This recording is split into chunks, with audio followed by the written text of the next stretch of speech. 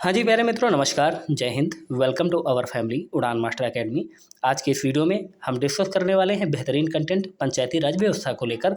इसमें हम चर्चा करेंगे स्थानीय स्वशासन के बारे में, ग्रामीण प्रशासन के बारे में चर्चा करेंगे और बिल्कुल सेम वैसा ही पैटर्न रहेगा जो कि आपकी परीक्षा में पूछा जाएगा, क्योंकि अभी हाल ही में यूपी के द्वारा ग्राम पंचायत अधिकारी का सिलेबस चेंज कर दिया गया है और पूरा कोर्स और पूरा आपको हैंड रिटेन नोट्स आपको ऐप के माध्यम से उपलब्ध कराया जाएगा।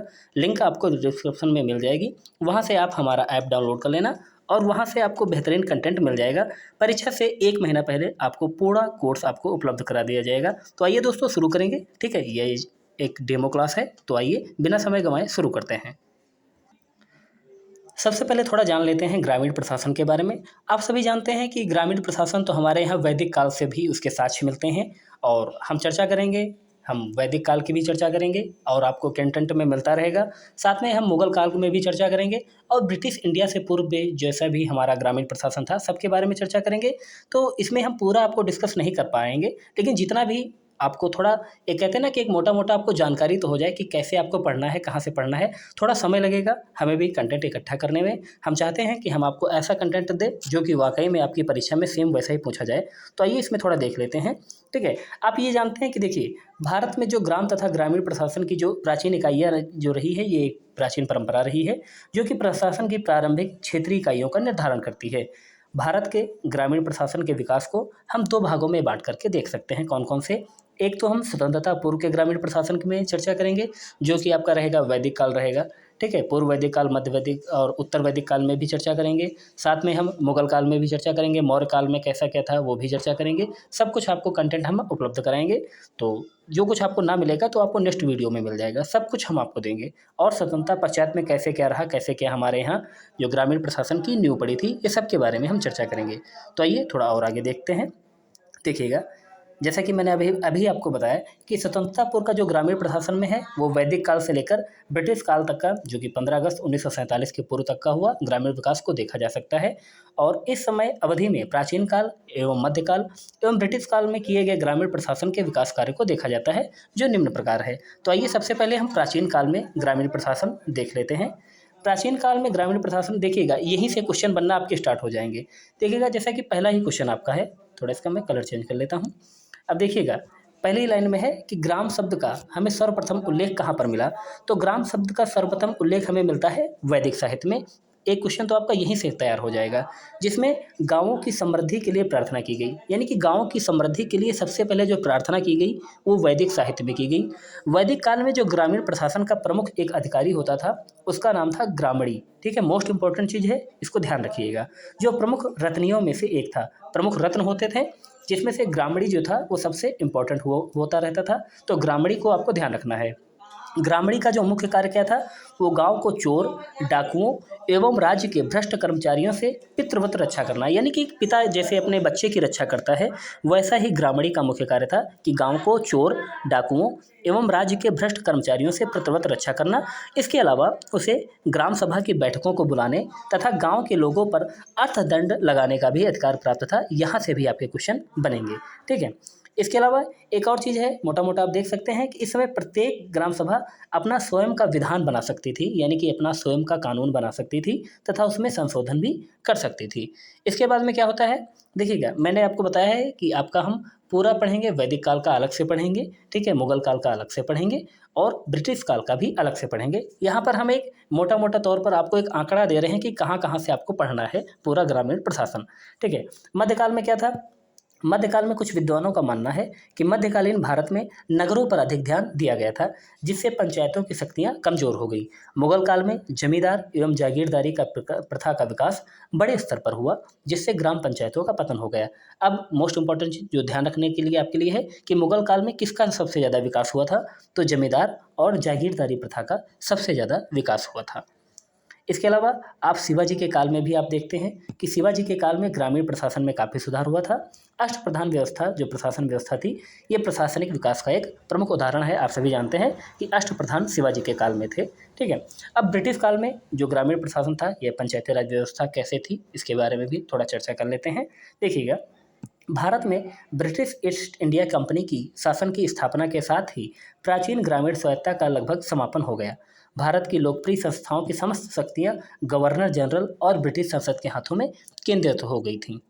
इसके बाद में क्या होता है कि केंद्र स्तरीय शासन व्यवस्था पर कार्यभार बढ़ने के कारण स्थानीय स्वशासन की आवश्यकता महसूस हुई। यानी कि जब केंद्र पर सबसे ज़्यादा भार पड़ने लगा तो फिर से स्थानीय स्वशासन की जो आवश्यकता महसूस हुई। उसके पश्चात ब्रिटिशों ने स्थानीय प्रशासन की दिशा में अपना प्रयास शुरू किया और सबसे पहले प्रयास क्या हुआ था कि एक लॉर्ड कॉर्नवालिस कोड आया था। इसको आप जरूर याद रखना कि जो इस दिशा में सर्वप्रथम 1793 ईस्वी में लॉर्ड कॉर्नवालिस अपने नाम से ही कोड का निर्माण किया, जो कि शक्तियों के पृथक्करण के सिद्धांत पर आधारित था। क्वेश्चन क्या बनेगा कि लॉर्ड कॉर्नवालिस कोड की स्थापना कब हुई थी, तो ये 1793 में हुई थी। इसके बाद में हम जो नेक्स्ट वीडियो होगा उसमें भी चर्चा करेंगे, जो आपकी स्थायी बंदोबस्त व्यवस्था थी, रैयतवाड़ी व्यवस्था थी, इन सब के बारे में हम चर्चा करेंगे। यहाँ पर आप देख सकते हैं कि 1793 ईस्वी में ही स्थायी बंदोबस्त को लागू किया गया, जिसकी कार्यप्रणाली में स्थानीय विकेंद्रीकरण के तत्व मिले हैं। यह कार्यप्रणाली गांव के किसानों से जुड़ी हुई थी, जिससे इसकी समस्याएं भी उजागर हुई। जब स्थायी बंदोबस्त व्यवस्था को लागू किया गया तो हमें गाँव के केंद्रीकरण की जानकारी मिली, और जब किसानों से जब आप जुड़ेंगे तो आपको उनकी समस्याओं के बारे में भी जानकारी मिलेगी। तो उसके बाद में कुछ काम शुरू होते हैं। और अगर सबसे मोस्ट इम्पॉर्टेंट चीज़ है कि लॉर्ड रिपन ने 1882 ईस्वी में स्थानीय स्वशासन की शुरुआत की। मोस्ट इंपॉर्टेंट चीज़, यहाँ से क्वेश्चन कई बार आपके परीक्षा में बने हैं कि स्थानीय स्वशासन की शुरुआत कब हुई, तो लॉर्ड रिपन ने 1882 में की थी, और इन्हें ही स्थानीय स्वशासन का जन्मदाता कहा जाता है। वहीं इनका कार्यकाल था 1880 से 1884 ईस्वी को स्थानीय स्वशासन का जन्मकाल कहा जाता है। आगे चलते हैं। इसके बाद में क्या होता है, स्वतंत्रता पश्चात भारत में ग्रामीण प्रशासन का विकास किस प्रकार से होता है। तो आप सभी जानते हैं कि संविधान सभा ने 9 दिसंबर 1946 को अपनी पहली बैठक के साथ ही संविधान निर्माण का कार्य शुरू हुआ। लेकिन इसमें क्या था, पंचायतों अर्थात स्थानीय स्वशासन को लेकर कोई स्पष्ट मत नहीं था। आप ये भी जानते हैं, आपने पढ़ा भी होगा कि जितना ग्राम के विकास को लेकर महात्मा गांधी पक्षधर थे, उतना कोई पक्षधर नहीं था। आइए देखते हैं, सब कुछ आपको डिस्कस करेंगे। देखिएगा, संविधान सभा ने पंचायतों तथा अन्य समस्याओं को ध्यान में रखकर एक संविधान प्रारूप समिति का गठन किया, जिसके अध्यक्ष थे डॉक्टर BR अम्बेडकर। दूसरा प्रांतीय समिति का गठन किया गया, जिसके अध्यक्ष थे सरदार वल्लभ भाई पटेल। संविधान में लंबी बहस चर्चा के पश्चात शासन के केंद्रीकरण पर सहमति बनी और गांधी मॉडल आधारित पंचायती राज व्यवस्था को अपनाया गया। डॉक्टर BR अम्बेडकर ग्राम पंचायतों को सशक्त करने या ग्राम पंचायती राज व्यवस्था के पक्षधर नहीं थे।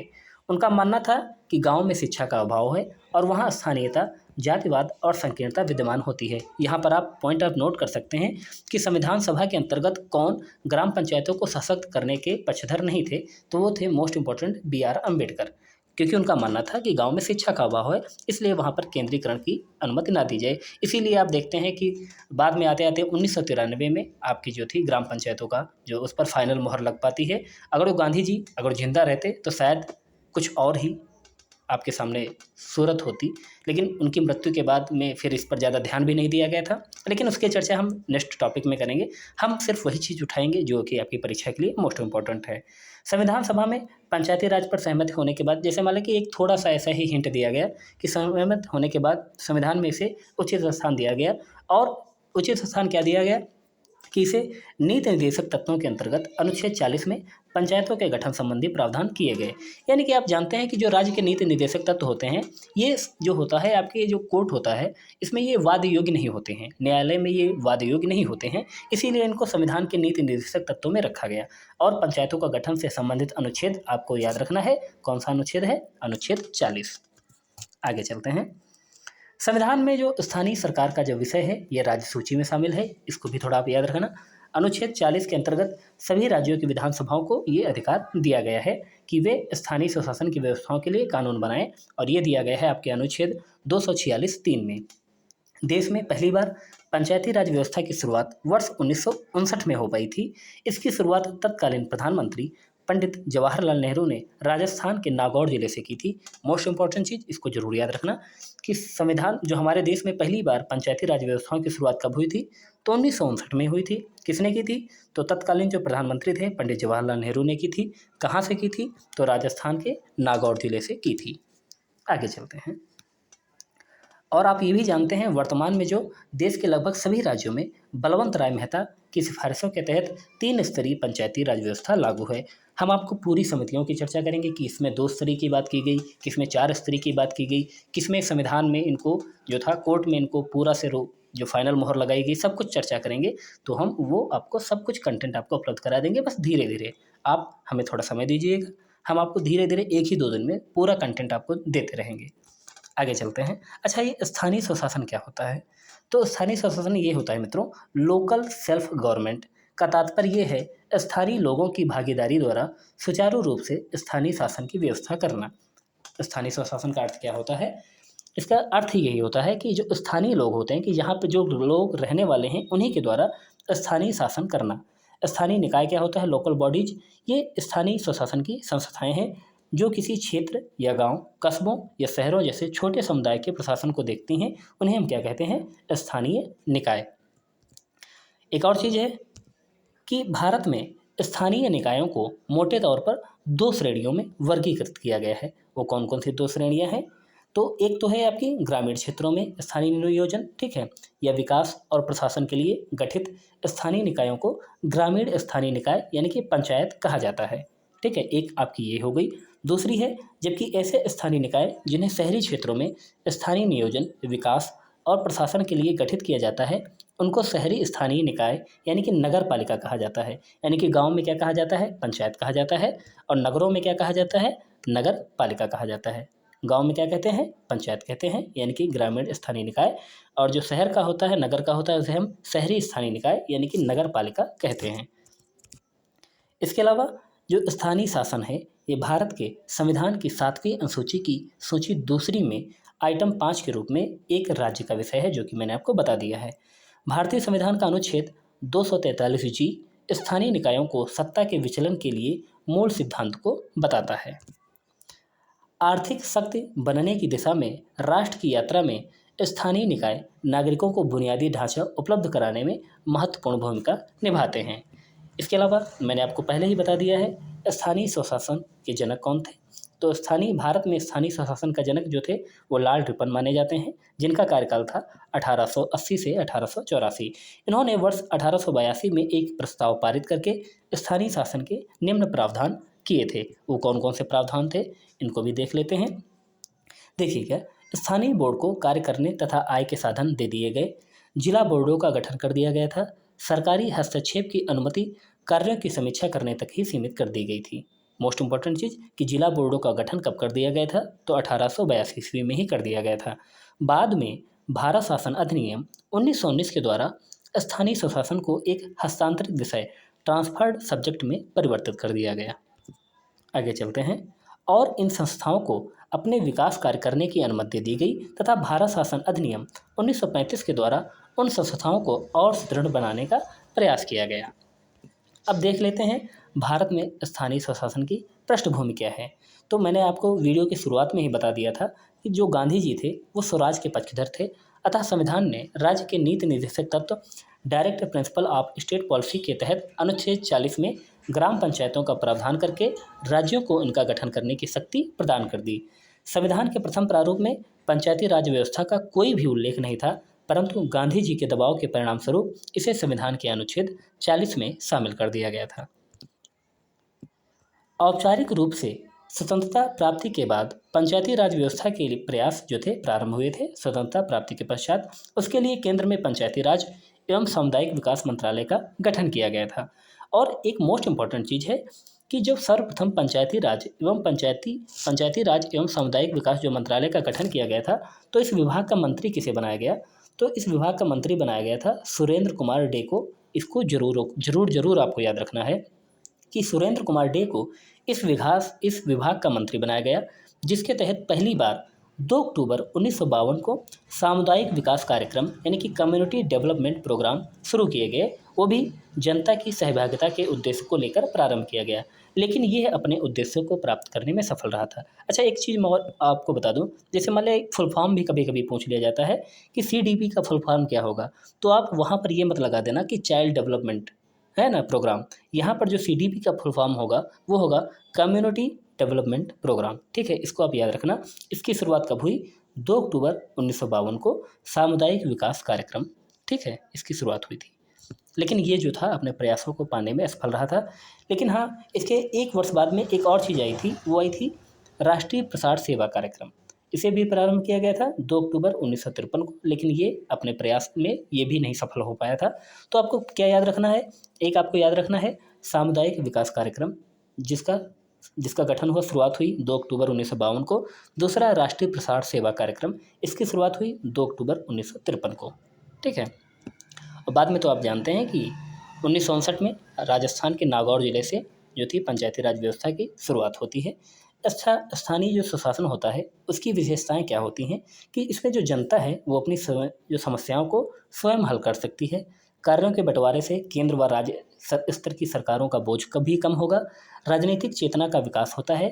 सत्ता के विकेंद्रीकरण से जन कल्याणकारी यानी कि पब्लिक वेलफेयर कार्यों को आसानी से पूरा किया जा सकता है।